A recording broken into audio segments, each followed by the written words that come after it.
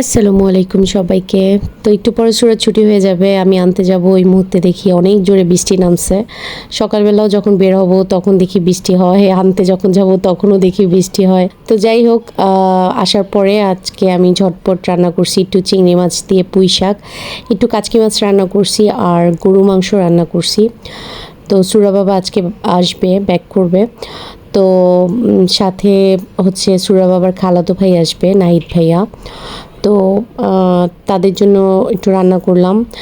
আর সুরা এখানে হচ্ছে অর্কর সাথে বসে বসে খেলতেছে। ও ঘুম থেকে মাত্র উঠছে, উঠে এখন অর্কর সাথে বসে বসে খেলতেছে দুইজনে মিলে।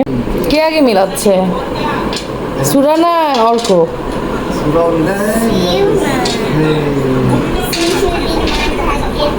তো যেহেতু বিকাল হয়ে গেছে, ভাবলাম ওদেরকে একটু সমোচা ভেজে দিই। তো সুরা বলতেছে ও কর্নফ্লেক্স খাবে, তো ভাবলাম যে অর্ককে তাহলে একটু সমোচা ভেজে দিই।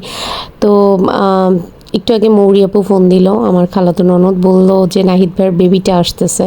তো আমার কাছে মনে হলো ঝাল মাংস খেতে পারবে না, তো আমি আবার ডিম দিয়ে একটু ছটপট করে ওর জন্য ডিম দিয়ে ডাল রান্না করতেছি। আমি আসলে জানি না, জানলে ওর জন্য তাড়াতাড়ি করে চিকেন রান্না করতাম, যেহেতু এখন তারা চলে আসবে আর কিছুক্ষণ পরই। তো সেই কারণে আমি ঝটপট করে ওদের জন্য ডিম ডাল রান্না করলাম, মানে বাচ্চাটার জন্য। সন্ধ্যাবেলা যেহেতু আমি একটু বিজি ছিলাম, রান্না বান্না করতেছিলাম, তো সুরাকে নিয়ে আমি সন্ধ্যাবেলা বসতে পারিনি পড়াতে। তো অর্ককে বললাম, অর্ক তুমি একটু বসো। তো অর্ক আবার ওকে নিয়ে পড়তে বসাইছে, অর্ক কাছে সুন্দর মতন পড়তেছিল। তো আমার ডিম ডাল রান্না হয়ে গেছে, আর রান্নাটা আসলে করাটা সার্থক হয়েছে। বেবিটা আমার ডিম ডাল আর তরকারি দিয়েও খাইছে।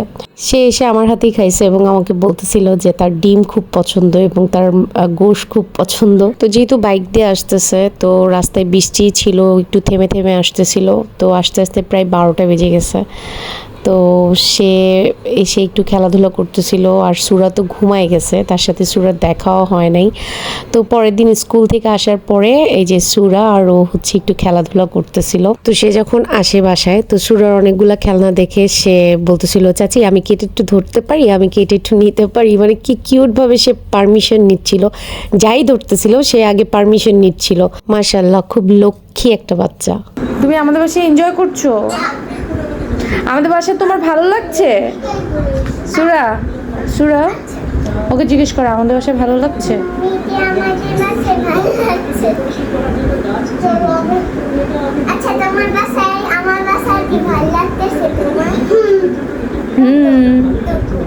শোনো শোনো, এই যে ওয়াইস, শোনো আমার দিকে তাকাও, বাবা আমার দিকে তাকাও। তুমি আমাদের বাসায় থাকবে? আম্মুর কাছে যাবে না? আল্লাহ, আম্মুর কাছে যাবে না? আম্মু কান্না করবে তো। হ্যাঁ,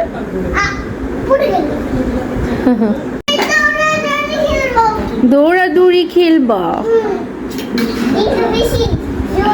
হালকা করে দৌড়াও, হ্যাঁ, পানি থাকলে কিন্তু স্লিপ কেটে পড়বে। সুরা, আস্তে আস্তে দৌড়াও, ফ্লোরে পানি থাকলে পড়ে যাবা। আপা ঝাড়ুটা ওভাবে রাখছেন কেন? সরাই দেন, ওরা ব্যথা পাবে।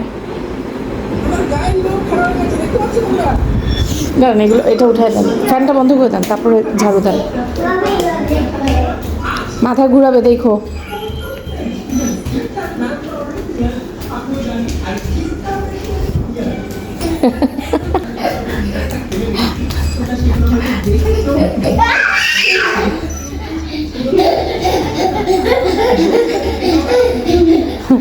আব্বু আস্তে আস্তে দৌড়াও, পড়ে যাবা।